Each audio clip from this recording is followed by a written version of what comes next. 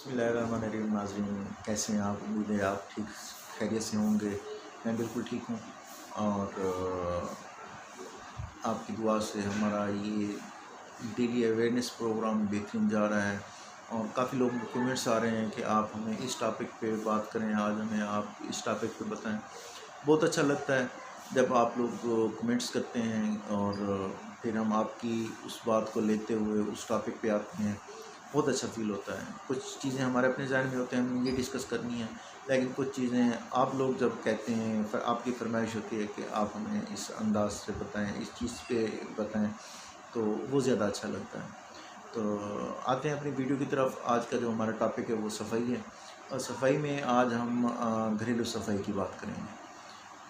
घरेलू सफाई के अंदर काफ़ी चीज़ें आ जाती हैं, यानी हमारा पूरे घर का जो सिस्टम है उन तमाम चीज़ों को हमने लुक आफ्टर करना है, उसकी देखभाल करनी है, उसकी सफाई का ख्याल रखना है, जिसमें किचन की सफाई आ जाती है, वॉशरूम की सफाई आ जाती है और अपने कमरों की सफाई आ जाती है, जहाँ पे हम सोते हैं, हमारे बिस्तर, हमारे चारपाई, हमारे बेड, हम जहाँ बैठते हैं, हमारी कुर्सियाँ, हमारे सोफ़े, उन चीज़ों की सफाई आ जाती है कि हम डेली प्रॉपर अंदाज से उसकी सफाई करें।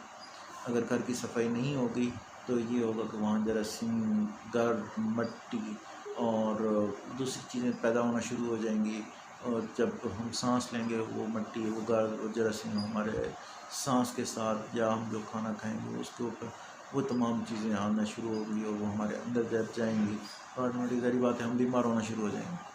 तो नाज़रीन, आपने घर की सफाई प्रॉपर अंदाज से करनी है, ख़ास तौर पर किचन और वॉशरूम की सफाई। ये दो चीज़ें हैं मस्ट। बाकी सारी बात ये नहीं है कि आप इन दो चीज़ों का खास ख्याल रखें और बाकी कमरे की सफाई ना हो, सहन की सफाई ना हो, वहाँ पे गंद पड़ा हो। नहीं, सफाई हर कमरे की करनी है, पूरे घर की करनी है, लेकिन किचन और वॉशरूम के अंदर आपने हर सूरत में बहुत अच्छे अंदाज से, प्रॉपर अंदाज से चेक एंड बैलेंस करके इसकी सफाई का खास ख्याल रखना है, क्योंकि वॉशरूम में जरासीम का बहुत अमल दखल होता है। वहाँ पे बहुत जो जरासीम चूँकि नज़र नहीं आते, अगर आप लोग माइक्रोस्कोप के ज़रिए आप वो देखें जरासीम तो देख के हैरान हो जाएंगे कि इतनी जरासीम। तो इसलिए आपने फिनाइल यूज़ करना है या जरासीम कुछ जो होते हैं आप वो यूज़ करें। उस वॉशरूम को डेली बेसिस पे धोएं।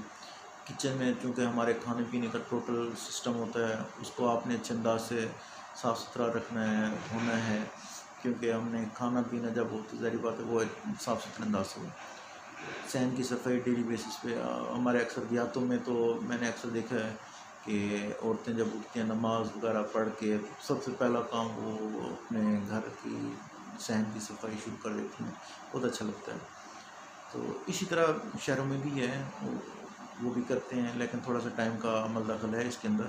लेकिन देहातों में मैंने देखा काफ़ी दफ़ा मुझे जाना हुआ है, तो सुबह सुबह उठ के पहला पहला काम जैसे ही नमाज़ कुरान के बाद वो सहन की सफाई शुरू कर देते हैं, और ताकि फिर वो काम ख़त्म होगा उसके बाद फिर हम नाश्ते पे आ जाएंगे, फिर नाश्ता करेंगे।